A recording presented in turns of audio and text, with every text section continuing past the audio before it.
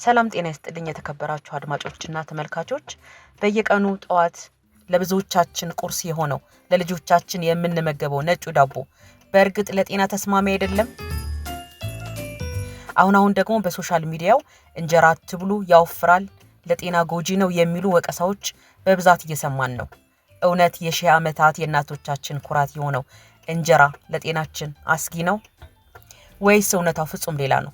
ዛሬ የለንደንና የፈረንሳይ የሳይንስ ሊቃውንት የደረሱበትን እናቶቻችን ግን ከሺህ ዓመታት በፊት ያውቁት የነበረውን አንድ እጅግ አስደናቂ የተፈጥሮ ሚስጥር እንመለከታለን።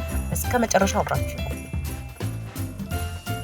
በአሁኑ ሰዓት በአውሮፓና በአሜሪካ ትልቅ መነጋገሪያ የሆነ አንድ የዳቦ አይነት ተገኝቷል። ይህ ዳቦ ለስኳር በሽታ፣ ለሆድ መነፋትና ለኮላሊት ጤና ፍጹም መፍትሄ እንደሆነ እየመሰከሩለት በመሆኑ በከፍተኛ ዋጋ እየተሸጠ። ለመሆኑ ሳውርዶ ምንድነው? ሳውርዶ ብለው የሚጠሩት ፈረንጆቹ ልክኛ እንጀራ የምንጋግርበትን ፕሮሰስ ተከትለው ዳቦውን ለቀናት እንዲቦካ ያደርጉትና ከዛ በኋላ ነው የሚጋገረውና የሚበላው። ይሄ ለቀናት የሚቆይበት ዘዴ ነው እንግዲህ ለጤና ተስማሚ ነው፣ ለጨጓራ ጥሩ ነው፣ ለኩላሊት፣ ለስኳር፣ ለሆድ መነፋት ሁሉ እጅግ አስፈላጊ ዳቦ ነው ተብሎ በውድ ዋጋ የሚሸጥ የዳቦ አይነት የሆነው። በኢትዮጵያ ባህል እንጀራ ስንጋገር ሁላችንም እንደምናውቀው ቤት በተዘጋጀ እርሾ እንደሚጋገረው እንደዛ ከፋብሪካ በወጣ እርሾ ሳይሆን በተፈጥሯዊ መንገድ በተዘጋጀ ሁኔታ ዳቦ እንዲቦካ ይደረጋል፣ እንዲቆይ ይደረጋል። ከዛ በኋላ ቆይቶ መጋገሩ ከፍተኛ የጤና ጥቅም አለው ነው እያሉ ያሉት። በዚህ ምክንያት ነው እንግዲህ ውድ ዋጋ የሚያወጣ የዳቦ አይነት የሆነው ማለት ነው። ደግሞ ወደኛ ጤፍ እንጀራ ስንመጣ ደግሞ ባለሙያዎቹ ምን አሉ? ረጅም ጊዜ ቆይቶ መጋገሩ የጠቃሚ የሆኑ ባክቴሪያዎች ይፈጥራል። እነዚህ ባክቴሪያዎች የምንመገበው ምግብ በሆዳችን ውስጥ በቀላሉ እንዲፈጭ ያደርጋሉ። የሆድ መነፋትና ጋዝን ሙሉ በሙሉ ያስወግዳሉ ማለት ነው። ጤፋችን ከጤፍ የሚገኘው እንጀራ ማለት ነው።